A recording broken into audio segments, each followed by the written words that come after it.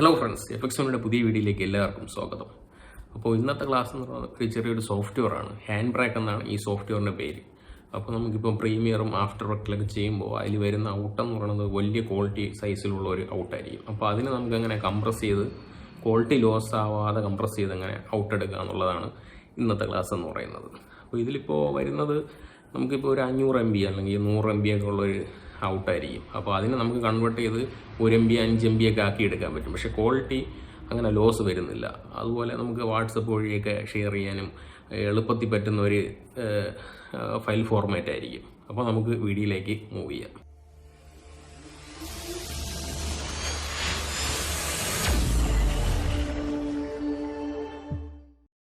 അപ്പോൾ ഫ്രണ്ട്സ്, നമുക്ക് software open ചെയ്യാം. ഹാൻഡ് ബ്രേക്കാണ് സോഫ്റ്റ്വെയറിൻ്റെ പേര്. നമുക്ക് ക്ലിക്ക് ചെയ്ത് ഓപ്പൺ ചെയ്യാം. അപ്പോൾ നമുക്ക് ഓപ്പൺ ചെയ്യുമ്പോൾ ഫസ്റ്റ് വരുന്നത് ഇവിടെ ഹോം പേജ് എന്ന് പറഞ്ഞ ഇതാണ്.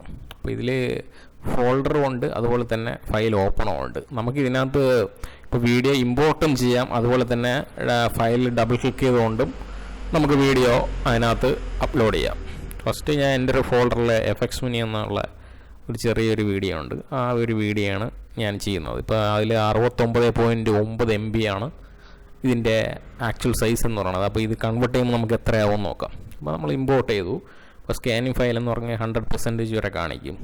അതിനുശേഷം നമ്മുടെ വീഡിയോ വരും. അപ്പോൾ ഇതിൽ നമ്മൾ ഫസ്റ്റ് ഓപ്പൺ ചെയ്യുമ്പോൾ അവിടെ പ്രീസെറ്റ് എന്ന് പറഞ്ഞൊരു സംഭവം ഉണ്ട്, അത് കാണത്തില്ല.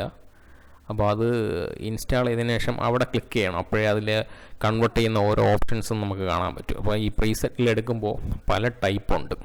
ഇപ്പോൾ ജനറൽ അതിൽ വന്നിട്ട് അതിനകത്ത് തന്നെ കുറച്ച് ഓപ്ഷൻസ് ഉണ്ട്. വെരി ഫാസ്റ്റ്, HQ 1080, പിന്നെ വെബുണ്ട്, നമ്മളെ ജിമെയിലൊക്കെ അയക്കാനും, അതുപോലെ തന്നെ യൂട്യൂബിൻ്റെത്.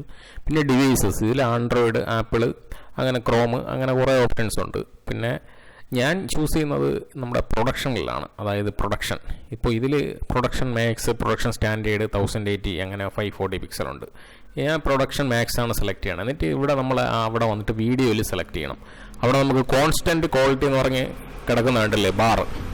അപ്പോൾ ഇത് വേണം നമ്മളിവിടെ അഡ്ജസ്റ്റ് ചെയ്യാൻ. ഇപ്പോൾ 31 ഇട്ടിട്ടാണ്, അല്ലെങ്കിൽ 29. നമുക്കൊരു ഇതാണ് നമ്മുടെ ആ ഫയലിൻ്റെ സൈസ് കുറയ്ക്കുന്നത്, കോൺസ്റ്റൻറ്റ് ക്വാളിറ്റി എന്ന് പറയുന്നത്. അപ്പോൾ നമ്മുടെ സമ്മറിയിൽ ക്ലിക്ക് ചെയ്യുമ്പോൾ നമ്മുടെ വീഡിയോ കാണാൻ പറ്റും. അതുപോലെ തന്നെ ഇപ്പോൾ വീഡിയോയുടെ ആക്ച്വൽ സൈസ് നേരത്തെ ഞാൻ പറഞ്ഞതുപോലെ ഞാൻ 69 MB ആണ്. അപ്പോൾ നമുക്ക് ഈ വീഡിയോ ഒന്ന് പ്ലേ ചെയ്യാം.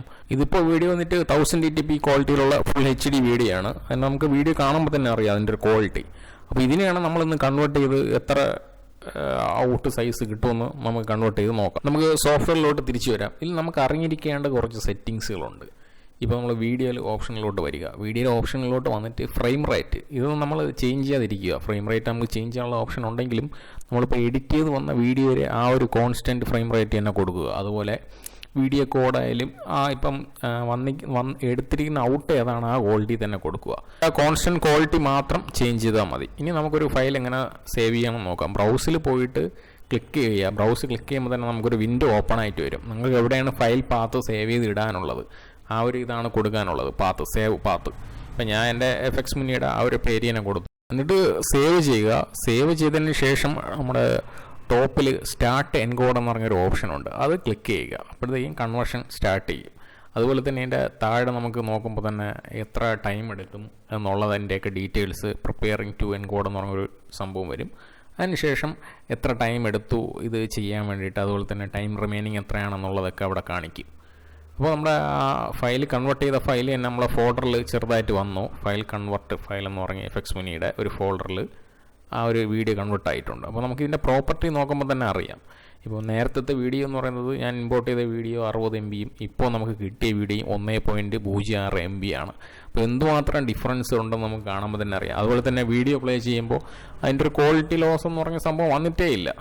അപ്പോൾ നമുക്ക് ഈ വാട്സപ്പ് വഴി സെൻഡ് ചെയ്യാനും, അതുപോലെ തന്നെ ചെറിയ ചെറിയ ഫയലായിട്ട് സേവ് ചെയ്യണമെങ്കിലൊക്കെ ബെസ്റ്റ് കൺവേർട്ടിംഗ് സോഫ്റ്റ്വെയർ ആണ് ഇത്. അതുപോലെ തന്നെ ഇതിൽ വെബിലും പ്രൊഡക്ഷനിലും ഒരുപാട് ഓപ്ഷൻസ് തന്നെ ഉണ്ട്. ഡിവൈസിൽ തന്നെ നമ്മൾ ആൻഡ്രോയിഡ് ഫോണിന് വേണ്ടിയിട്ടുള്ള ഓപ്ഷൻസ് ഉണ്ട്, അതുപോലെ ആപ്പിൾ ഫോണിന് വേണ്ടിയിട്ട് അതിൻ്റെ ഓപ്ഷൻ ഉണ്ട്. അടുത്തതെന്ന് പറയുന്നത് നമുക്കിപ്പോൾ ഒന്നിൽ കൂടുതൽ വീഡിയോ എങ്ങനെ ഇമ്പോർട്ട് ചെയ്യാമെന്നുള്ളതാണ്. ഇപ്പോൾ ഒരു വീഡിയോ ഡ്രാഗ് ചെയ്ത് വലിച്ചിടുക. അതിനുശേഷം ആഡ് ടു എന്ന് പറഞ്ഞിട്ടൊരു ഓപ്ഷൻ ഉണ്ട്, അവിടെ ക്ലിക്ക് ചെയ്യുക.